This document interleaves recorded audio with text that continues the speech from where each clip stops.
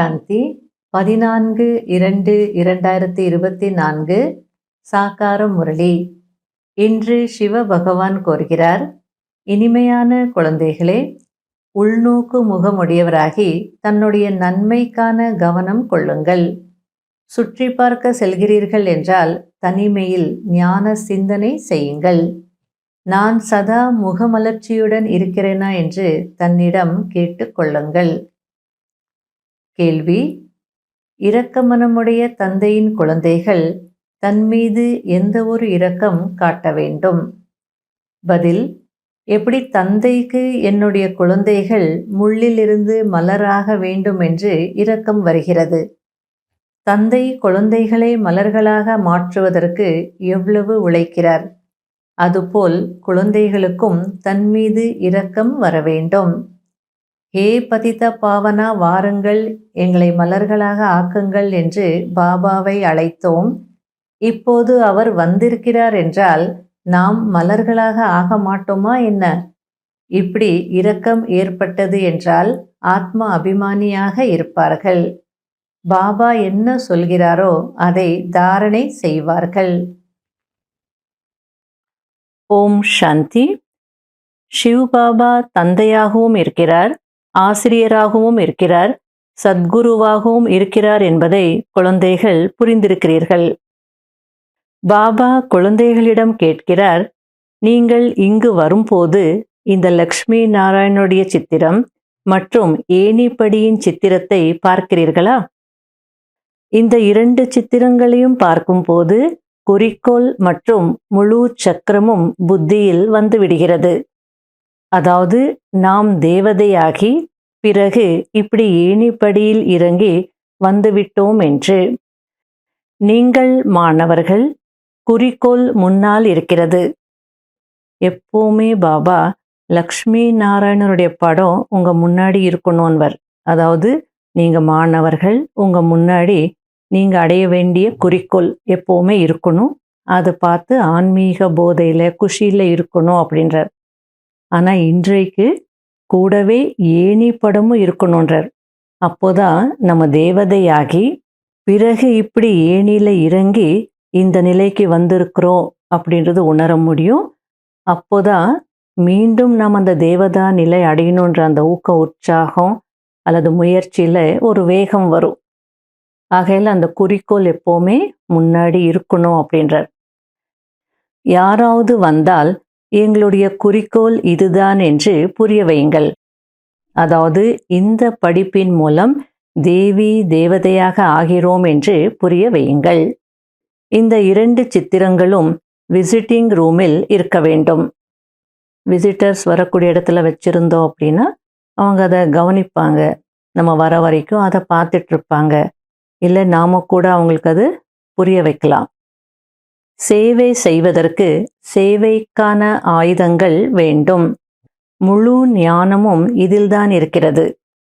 இந்த முயற்சியை கூட நீங்கள் இப்போதுதான் செய்கிறீர்கள். சத்தோப்பிரதானம் ஆகுவதற்காக மிகவும் உழைக்க வேண்டும். அதற்கு உள்நோக்கு முகமுடையவராகி ஞான சிந்தனை செய்ய வேண்டும். யாராவது இந்த விஷயங்களை நன்றாக புரிந்து கொள்கிறார்கள் என்றால் தன்னுடைய நன்மைக்காக கண்டிப்பாக முயற்சி செய்திருப்பார்கள். புரிஞ்சுக்கிறவங்க முயற்சி செய்வாங்க, முயற்சி செய்கிறவங்க நல்லா புரிஞ்சுப்பாங்க.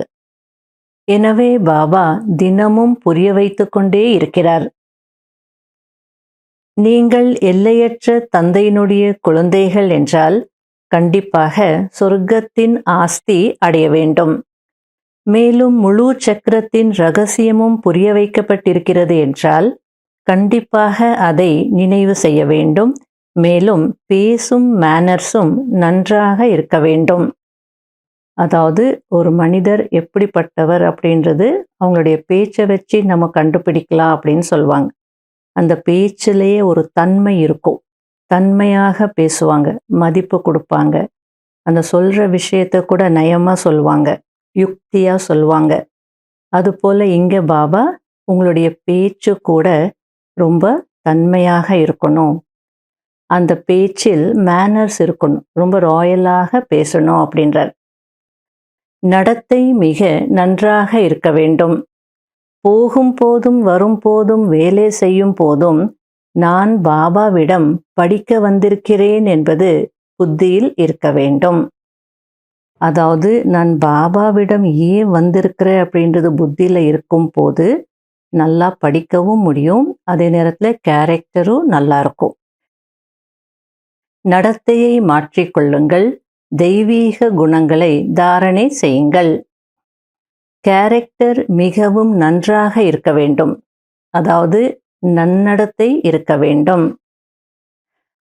பாபா உங்களுக்கு நன்மை செய்ய வந்திருக்கிறார், ஆனால் தந்தையின் ஸ்ரீமத் படி நடப்பதில்லை. இங்கே செல்லுங்கள் என்று ஸ்ரீமத் கொடுத்தால் செல்வதில்லை. இங்கே வெயிலாக இருக்கிறது, அங்கே குளிராக இருக்கிறது என்று சொல்கிறார்கள். அப்படி என்றால் தந்தையை புரிந்து கொள்ளவில்லை. அதாவது ஆரம்பத்தில் பாபா கூடவே மதுபன்ல எல்லாரும் இருந்துட்டாங்க. அதுக்கப்புறமா பாபா கொஞ்சம் கொஞ்சமாக சேவைக்கு அனுப்ப ஆரம்பித்தார். ஒரு சில இடங்கள் பார்த்தீங்கன்னா ரொம்ப குளிர் அதிகமாக இருக்கும், ஒரு சில இடங்கள்ல வெயில் இருக்கும். ஆகையால் சாக்கு போக்கு காரணங்கள் சொல்லுவாங்க. அந்த இடத்துக்கு நான் போக மாட்டேன் பாபா, அங்கே வெயில் அதிகமாக இருக்குது அப்படின்னு சிலர் சொல்லுவாங்களாம். சிலர் இங்கே குளிர் அதிகமாக இருக்குது, என்னால் முடியாது அப்படின்னு சொல்லுவாங்களாம். அதுக்கு பாபா சொல்லிட்டு இருக்கிறாரு, ஸ்ரீமத் கொடுக்கறது யாரு, இதையுமா மறந்துடுறீங்க? ஸ்ரீமத் கொடுக்கறது பகவான் சிவபாபா அப்படின்றது உணரும் போது அந்த வெயிலுக்கு ஏற்ற மாதிரி நமக்கு பாபா சக்தியை கொடுப்பார், அல்லது அந்த குளிர் தாங்கிறதுக்கு சக்தியும் கொடுப்பார். வெயில் குளிர் இதெல்லாம் பார்த்தோம் அப்படின்னா அப்போ பாபாவுடைய சேவை எப்படி செய்ய முடியும்? அந்த அர்த்தத்தில் பாபா சொல்லிட்டு இருக்கிறார். இவ்வளவு உயர்ந்த பதவி அடைவதற்கான படிப்பின் மீது கவனம் கொடுக்காமல் யாராவது இருப்பார்களா என்ன? அதாவது எவ்வளோ உயர்ந்த படிப்பு, எவ்வளோ உயர்ந்த பிராப்தி, அல்லது எவ்வளோ உயர்ந்த பதவி, அதுக்கு இந்த குளிர் வெயில் எல்லாம் சாக்கு போக்கு சொல்லுவாங்களா என்ன? உயர்ந்த பதவியை கண்டிப்பாக அடைய வேண்டும் என்றுதான் அனைவரும் சொல்வார்கள். நாம் தந்தையினுடைய குழந்தைகள், ஆகையால் கண்டிப்பாக எஜமானர் ஆக வேண்டும். இப்பொழுது உங்களுக்கு முற்றிலும் ஞானத்தின் சாரம் கிடைத்திருக்கிறது. இப்பொழுது நீங்கள் சத்யுக தேவதை விடவும் மதிப்பு வாய்ந்தவர்கள். சத்யுகத்திலே தேவதைகள் ஞானத்தினுடைய பலனை அனுபவிப்பாங்க, ஆனால் அங்கே அவங்களுக்கு ஞானம் எமர்ஜ் ஆகி இருக்காது. ஆனால் ஞானத்தின் சாரம் உங்களுக்கு தான் இருக்கு, உங்களுக்கு தான் கிடைச்சிருக்கு. ஆகையில தேவதைகளை விட நீங்க தான் வேல்யூபிள் அப்படின்றார். இப்போது பாபா வந்திருக்கிறார் என்றால் தன் மீது இரக்கம் காட்ட வேண்டும். நாம் அப்படிப்பட்ட மலராக மாற முடியாதா என்ன? இதுவரையிலும் நாம் பாபாவின் இதய சிம்ஹாசனத்தில் ஏன் ஏறவில்லை? ஏனென்றால் கவனம் கொடுப்பதில்லை. பாபா எவ்வளவு இரக்க மனமுடையவராக இருக்கிறார். தூய்மையற்ற உலகத்தில் வந்து எங்களை தூய்மையாக்குங்கள் என்று தந்தையை அழைக்கவும் செய்கிறார்கள். ஆக எப்படி தந்தைக்கு இரக்கம் ஏற்படுகிறதோ அப்படியே குழந்தைகளுக்கும் இரக்கம் ஏற்பட வேண்டும். ஹே பகவானே இரக்கம் காட்டுங்கள் என்று பக்தியில் கூட நினைவு செய்கிறார்கள். பாபா லிபரேட்டராகவும் இருக்கிறார், கைடாகவும் இருக்கிறார். இது கூட அவருடைய மறைமுகமான மகிமையாகும். அதாவது பாபா விடுவிப்பவராகவும் இருக்கிறார், வழிகாட்டியாகவும் இருக்கிறார். ஆனால் குப்தமாக செய்கிறார். எப்படி விடுவிக்கிறார் அது யாருக்குமே தெரியாது. எப்படி அழிச்சிட்டு போறார் அது யாருக்கும் தெரியாது. அதனால மறைமுகமான மகிமை அப்படின்றார். பக்தி மார்க்கத்தில் நீங்கள் என்னை நினைவு செய்தீர்கள் என்று பாபா வந்து அனைத்தையும் சொல்கிறார். நான் கண்டிப்பாக வருவேன், ஆனால் என்னுடைய நேரத்தில்தான் வருவேன் என்று தந்தை கூறுகிறார். மற்றபடி எப்போது வேண்டுமோ அப்போது வருவேன் என்பது கிடையாது. நாடகத்தில் எப்போது வரவேண்டும் என்று ஃபிக்ஸ் ஆகி இருக்கிறதோ அப்போது வருவேன். இந்த நேரத்தில் அனைவருக்குள்ளும் 5 விகாரங்கள் பிரவேசமாகி இருக்கிறது. அங்கே 5 விகாரங்கள் இருப்பதில்லை. இது மிகவும் சகஜமாக புரிந்து கொள்ள வேண்டிய விஷயமாகும். ஆனால் யார் சுயம் புரிந்து கொள்ளவில்லையோ அவர்கள் கண்காட்சியில் என்ன புரிய வைப்பார்கள்? அதாவது கண்காட்சிகளில் நீங்கள் எக்ஸ்பிளைன் பண்ணும்போது தூய்மையாகணும், தெய்வீக குணங்களை கடைப்பிடிக்கணும் அப்படிலாம் சொல்லும் போது ஏன் அப்படின்னு கேட்பாங்க இல்லையா? அதனால புரிய வைக்கும் போதே கிளியராக புரிய வைக்கணும். இங்கே எல்லாருக்குள்ளேயும் 5 விகாரங்கள் இருக்கு. ஆனால் சத்தியுகத்தில் யாருக்குள்ளேயும் அந்த விகாரங்கள் இருக்காது. அது விகாரமற்ற உலகம். அப்போ அந்த மாதிரி உலகம் வரப்போது இந்த சக்கரம் சுழலும் போது நம்ம கலியுகத்திலிருந்து பிறகு சத்தியுகத்துக்கு போகணும். இங்கே விகாரங்கள் இருக்கு, அங்கே இருக்காதுன்னா ஆப்வியஸ்லி என்ன பண்ணணும்? இந்த விகாரங்களை விட்டாதானே அந்த மாதிரி ஒரு சொர்க்கத்துக்கு போக முடியும் அப்படின்னு இன்ட்ரெஸ்டிங்காக சொல்லணும். இது நீங்களே புரிஞ்சுக்கலன்னா என்னன்னு புரிய வைப்பீங்க அப்படின்றார். சேவை செய்வது என்பது சித்தி வீட்டிற்கு செல்வது போல் அல்ல, மிகுந்த புத்தி வேண்டும். யார் தினமும் பிராக்டிஸ் செய்து கொண்டே இருப்பார்களோ அவர்கள்தான் புரிய வைக்க முடியும். பயிற்சி இல்லை என்றால் அவர்களால் என்ன புரிய வைக்க முடியும்? அதனால பிராக்டிஸ் பிராக்டிஸ் பிராக்டிஸ், முயற்சி பயிற்சி, இது 2 இருந்தாலே நம்ம உயர்ந்த நிலை அடையலாம், எல்லாருக்கும் நன்மை செய்யலாம். இந்த சித்திரங்களை எதிரில் வைப்பதினால் போதை ஏறுகிறது. ஆகையால் தான் பிரம்மா பாபா இந்த சித்திரத்தை தன் அறையில் வைத்திருக்கிறார். குறிக்கோள் எவ்வளவு சகஜமானது! இதில் குணங்கள் நன்றாக இருக்க வேண்டும். மனம் சுத்தமாக இருந்தால் நினைத்தது அனைத்தும் கிடைத்துவிடும். மனம் போல் வாழ்வு அப்படின்னு சொல்லுவாங்க இல்லையா? அதுபோல நாம போய் தேவதைகள் ஆக முடியுமா, எப்படி சாத்தியம் அப்படிலாம் நினைக்கக்கூடாது. அல்லது குறிக்கோள் மட்டும் வச்சுட்டு எந்த முயற்சி செய்யல, குணங்களை கடைப்பிடிக்கல அப்படின்னா எப்படி தேவதையாக முடியும்?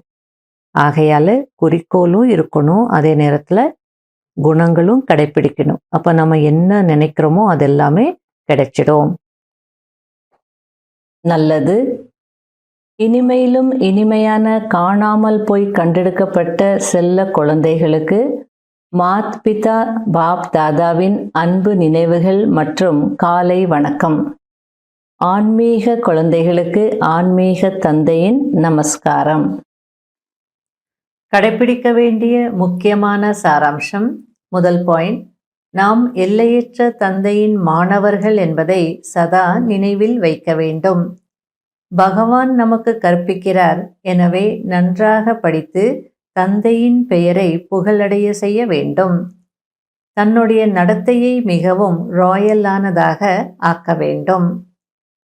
2வது பாயிண்ட், தந்தைக்கு சமமாக இரக்க மனமுடையவராகி முள்ளில் இருந்து மலராக வேண்டும். உள்நோக்கு முகமுடையவராகி தன்னுடைய மற்றும் மற்றவர்களுடைய நன்மைக்கான சிந்தனை செய்ய வேண்டும். வரதானம், அலைச்சலில் மனசோர்வு அடைவதற்கு பதிலாக பெரிய மனதுடன் இருக்கக்கூடிய தைரியமானவர் ஆகுங்கள். ஷரீரத்திற்கு எப்போதாவது ஏதாவது நோய் வந்தாலும், மனதின் புயலாக இருந்தாலும், பண விஷயத்தில் அல்லது இல்லறத்தில் அலைச்சல் வந்தாலும், ஏற்ற இறக்கம் வந்தாலும், சேவையில் அலைச்சல் வந்தாலும், அந்த அலைச்சல்களில் மனசோர்வு அடையாதீர்கள். பெரிய மனமுடையவர் ஆகுங்கள். கணக்கு வழக்கு வந்துவிட்டது என்றால், வலி வந்து விட்டது என்றால், அதையே நினைத்து நினைத்து மனசோர்வுக்கு உள்ளாகி அதை அதிகப்படுத்தாதீர்கள். தைரியமானவர் ஆகுங்கள். ஐயோ நான் என்ன செய்வேன் என்று அப்படி யோசிக்காதீர்கள். தைரியம் இழக்காதீர்கள். தைரியமானவர் ஆகுங்கள். அப்போது தந்தையின் உதவி தானாகவே கிடைக்கும். ஸ்லோகன், பிறருடைய பலவீனங்களை பார்க்கக்கூடிய கண்களை மூடிக்கொண்டு மனதை உள்நோக்கு முகமுடையதாக ஆக்கிவிடுங்கள். ஓம் சாந்தி. இன்றைய அவ்யக்த சமிக்கை.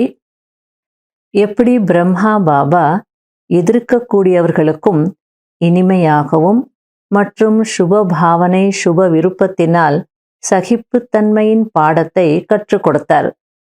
ஆகையால் இன்று யார் எதிர்த்தார்களோ அவர்களே அடுத்த நாள் வந்து மன்னிப்பு கேட்டார்கள்.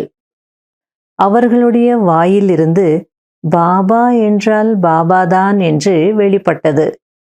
இதற்குதான் சகிப்புத்தன்மை மூலம் ஃபெயிலாகக்கூடியவர்களையும் பாஸாக்கி தடைகளை கடந்து செல்வது என்று சொல்லப்படுகிறது. அதாவது இப்போ நம்ம முயற்சி செய்யணும்னு நினைக்கிறோம், பாஸ் ஆகணும்னு நினைக்கிறோம். ஆனால் நம்முடைய கடந்த காலத்தினுடைய கணக்கு தடை ரூபத்தில் வரும். நம்முடைய கடந்த காலம் நிகழ்காலத்தில் பிரச்சனையாக வரலாம், நோய் ரூபத்தில் வரலாம், மோதல் ரூபத்தில் வரலாம். இதெல்லாம் வரதான் செய்யும். ஆகையால் இது எப்படி கடந்து வரணும்? சகிப்புத்தன்மை மூலம் நமக்குள்ளே அந்த சகிப்புத்தன்மை இருந்ததுன்னா அப்போ ஃபெயிலாகக்கூடியவர்களை கூட நம்ம பாஸ் ஆக்கலாம். அதே நேரத்தில் நம்ம முன்னாடி வந்திருக்கக்கூடிய தடைகளை கடந்து போகலாம். டபுள் நன்மை இருக்கு. அவங்களையும் பாஸ் ஆக்கிடலாம், நாம கூட கடந்து போயிடலாம். அதுதான் சகிப்புத்தன்மையினுடைய ஸ்பெஷாலிட்டி, பியூட்டி அப்படின்ற மாதிரி சொல்றார். எனவே அடி மீது அடி எடுத்து வைக்க வேண்டும். அதாவது தந்தையை பின்பற்ற வேண்டும். பாபாவுக்கு சமமாக ஆக வேண்டும். ஓம் சாந்தி.